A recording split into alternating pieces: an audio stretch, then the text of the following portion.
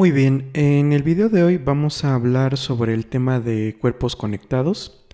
Vamos a hablar brevemente acerca del marco teórico y vamos a presentar un ejemplo para aclarar los conceptos que se van a presentar en esta parte. Entonces, bueno, vamos a empezar con los conceptos básicos. Son conceptos nuevos que no hemos trabajado en videos anteriores. Vamos a definirlos, pero vamos a utilizarlos en el ejemplo particular. El primer concepto es el de coordenada generalizada o en plural coordenadas generalizadas. Como dice aquí, son un conjunto de parámetros necesarios para determinar la configuración de un sistema mecánico. En este caso, configuración se refiere a lo que viene siendo la posición del sistema, pero una posición quizá un poquito más general en el sentido de que nuestro sistema mecánico puede tener varias partes, ¿sí? No solamente estar formado por una partícula, sino por varias partes y poder analizar todo el sistema en conjunto. No necesariamente son las coordenadas cartesianas, puede ser cualquier otro tipo de coordenada, puede ser una coordenada angular, etcétera. Por eso es que se les llama coordenadas generalizadas. Asociada, bueno, a este concepto tenemos los grados de libertad, ¿sí? Que según esta definición es el número de coordenadas generalizadas independientes. Cuando uno construye un conjunto de coordenadas generalizadas, en algunas ocasiones no van a ser independientes, es decir, que al variar una va a variar la otra, y va a ser nuestro caso en los cuerpos conectados, que aparentemente vamos a tener varias coordenadas, pero al estar conectadas, pues en realidad van a ser dependientes, ¿sí? El número de grados de libertad pues es precisamente el número de coordenadas que sí son independientes.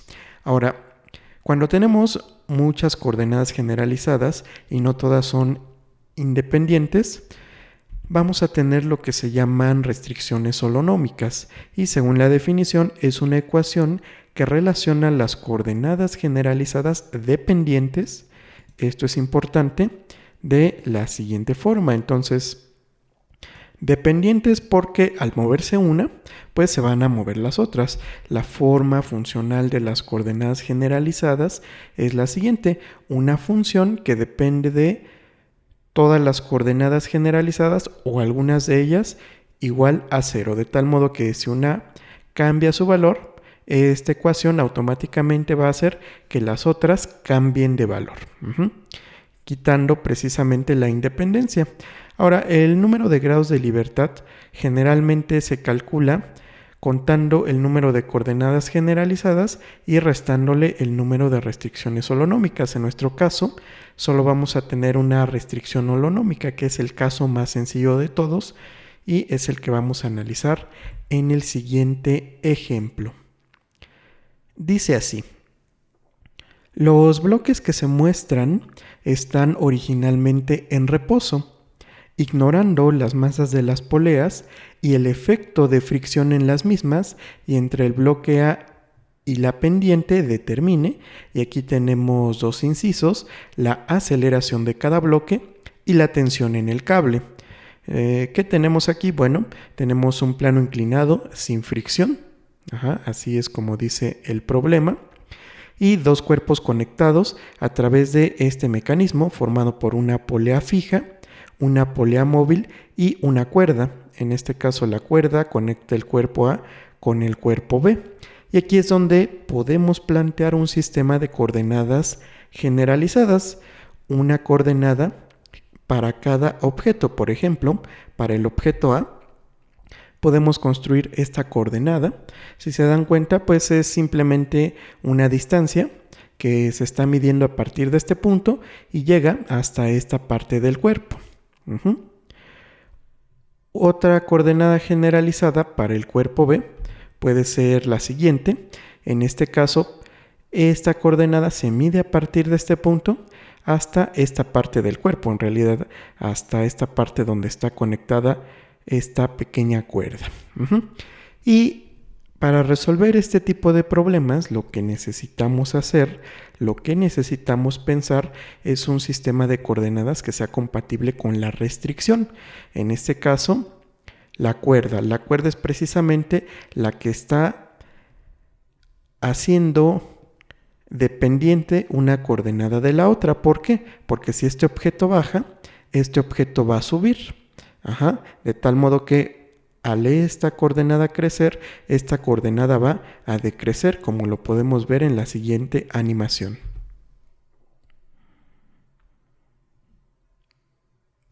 Y conviene que las coordenadas generalizadas sean compatibles con el elemento que está proporcionando la restricción, porque a partir de, en este caso la cuerda, vamos a generar la ecuación de la restricción holonómica. Bueno, vamos a partir con la metodología general para resolver los problemas.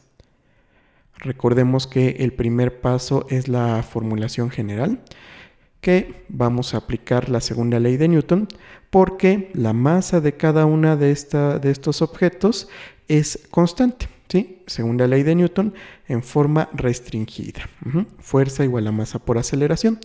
Ahora vamos con las ecuaciones constitutivas y recordemos que en este paso es donde dibujamos los diagramas de cuerpo libre. En este caso vamos a dibujar un diagrama por cada objeto. Partimos del objeto A y vamos a dibujar todas las fuerzas que están aplicadas sobre él. En este caso sabemos que tiene un peso de 200 libras, está sobre un plano inclinado, por lo tanto tiene que haber una fuerza normal al plano y finalmente una tensión. Aquí no vamos a dibujar fricción porque estamos suponiendo que es un plano inclinado liso. Pasamos ahora al cuerpo B, que lo estamos tomando también con la polea móvil, y aquí recordemos que la cuerda pues toca en dos puntos, ¿no? Viene bajando, aquí se enrolla y luego sube, de tal modo que va a aparecer la tensión, pero en realidad dos veces. Y también tenemos el peso del propio objeto, que es de 350 libras, y a partir de estos diagramas de cuerpo libre, ahora sí podemos obtener las ecuaciones diferenciales asociadas a este movimiento. Pues vamos a partir de este diagrama de cuerpo libre y para plantear las ecuaciones diferenciales necesitamos un sistema de referencia, pero ya teníamos una coordenada generalizada asociada a este. De tal modo que lo único que nos va a faltar pues es generar en este caso un eje perpendicular, el eje Y.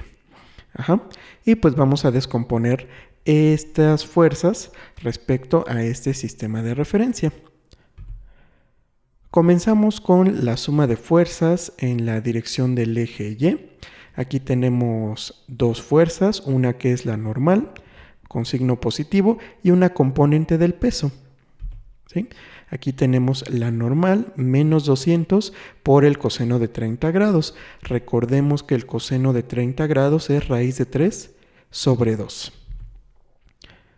Y al despejar y sustituir lo que vale el coseno de 30 grados, pues la normal vale 100 raíz de 3 libras. Ahora vamos a analizar lo que ocurre precisamente en esta dirección, donde está nuestra coordenada generalizada. La suma de todas las fuerzas respecto a X o XA va a ser igual a la masa de este objeto, que es la masa de A, por su aceleración. Aquí la masa la conocemos, vamos a marcarla. En realidad, esta es una cantidad conocida y la obtenemos al dividir las 200 libras entre la aceleración gravitacional, que en el sistema inglés vale 32.2. Entonces, este es un valor conocido, ¿sí? Nada más no lo estamos escribiendo aquí explícitamente, pero lo conocemos. De tal modo que la ecuación que va a salir de aquí es la siguiente: 200 por seno de 30 con signo positivo, porque al proyectar el peso a lo largo del eje X, pues nos da una componente que tiene su mismo sentido. Y la tensión, signo negativo, no hay fricción. Y el seno de 30 grados vale un medio, 200 por un medio, Pues es 100 menos la tensión igual a la masa de A por la aceleración de A. Recordando nuevamente que esta masa la conocemos. Perfecto. Vamos a pasar a lo que viene siendo el análisis del cuerpo B. Entonces ya apareció aquí el cuerpo B. Solo requerimos de un eje, una coordenada generalizada, porque todas las fuerzas son verticales. ¿Qué fuerzas actúan aquí? Ya habíamos dicho. El peso de 350 libras y las dos tensiones, ¿sí? En este caso, la cuerda pues ejerce esta tensión en ambos puntos de esta polea que es móvil. La ecuación que se debe cumplir aquí, nuevamente partiendo de la segunda ley de Newton, pues es que la suma de todas las fuerzas en la dirección XB tiene que ser igual a la masa de B por la aceleración que este objeto va a adquirir. De tal modo que, bueno, 350 es positivo, tiene el mismo sentido que el eje XB, menos 2 veces la tensión. Aquí tenemos otra vez la tensión, y esto es igual a la masa del objeto por la aceleración que éste va a adquirir, y esta masa nuevamente es conocida, 350 entre 32.2. Que bueno, aquí vamos a escribir la ecuación que obtuvimos del cuerpo A y ya tenemos dos ecuaciones. Vamos a ver cuántas incógnitas tenemos expresadas aquí. Vamos a marcarlas con color azul. La tensión no la conocemos, llevamos una incógnita. La aceleración de A tampoco la conocemos y la aceleración de B no la conocemos, de tal modo que en principio se trata de un sistema de dos ecuaciones con tres incógnitas, es decir, tiene una infinidad de soluciones. No podemos suponer que la aceleración de A sea la aceleración de B, y es aquí donde entra en juego el uso de las coordenadas generalizadas. Entonces, pues vamos a poner el sistema completo y el elemento que está restringiendo el movimiento pues es precisamente la cuerda. Habíamos comentado que a partir de la cuerda vamos a formar la ecuación de restricción holonómica y las coordenadas generalizadas pues son compatibles. ¿Por qué lo comento? Porque resulta que independientemente de cómo cambie el valor de esta coordenada o cómo cambie el valor de esta coordenada, sabemos que si esta crece, esta va a decrecer. Pero independientemente de cómo se esté moviendo el sistema, la longitud total de la cuerda va a ser constante. Estamos suponiendo una cuerda inextensible. De tal modo que podemos sumar partes de la cuerda para encontrar su longitud. ¿Cuáles son esas partes? Precisamente esta primera parte corresponde a esta coordenada generalizada, es este segmento. Luego tenemos este segmento más este segmento, en realidad es 2 veces esta distancia. Y luego hay cachitos que todavía están faltando. Por ejemplo, este de aquí. ¿Sí? Aquí tenemos un pequeño segmento que no se está considerando. Por ejemplo, aquí donde la cuerda da vuelta o acá donde también da vuelta, pero que sabemos que su longitud es constante. Planteamos la restricción holonómica. En este caso, XA, esta longitud, más 2 veces XB, 2 veces porque es esta longitud, más L, que esta L minúscula pues me representa esos cachitos que no están considerados en las coordenadas generalizadas, este de acá y este de acá, y la suma de estas tres longitudes es la longitud total de la cuerda. Ahora, la longitud total de la cuerda es constante y esta longitud también, porque independientemente cómo se mueva esta coordenada o esta coordenada, este segmento y este segmento miden lo mismo.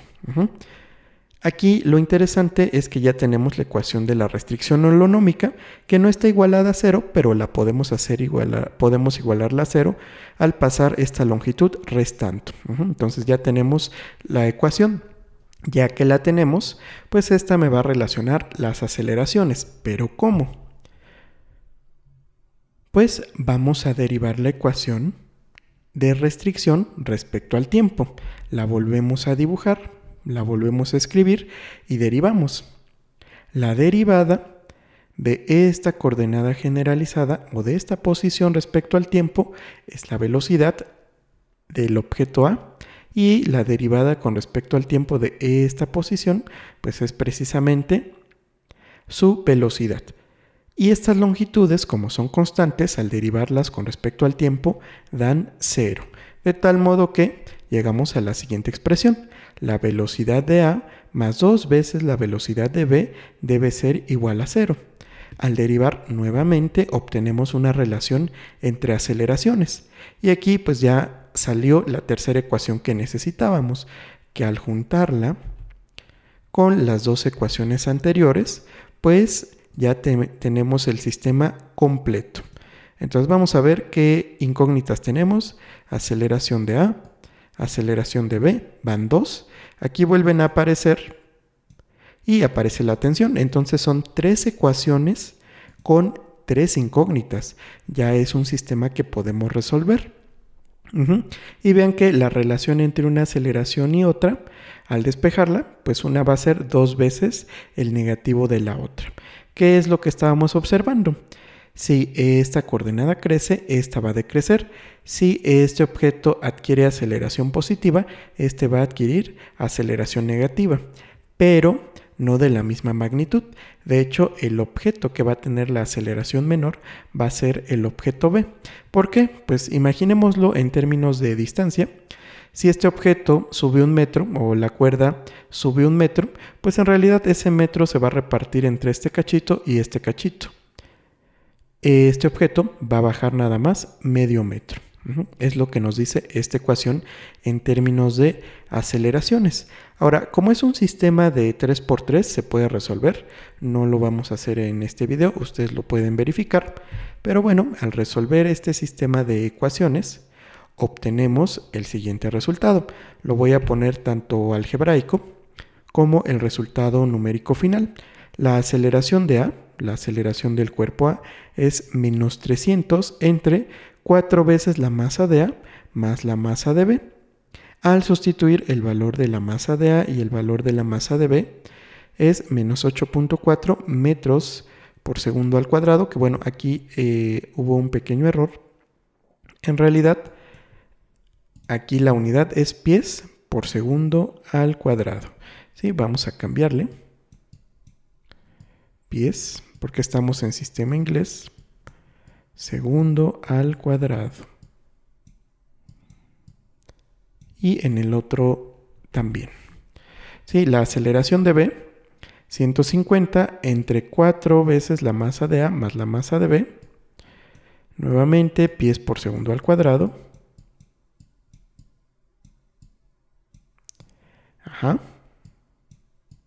Y finalmente la tensión.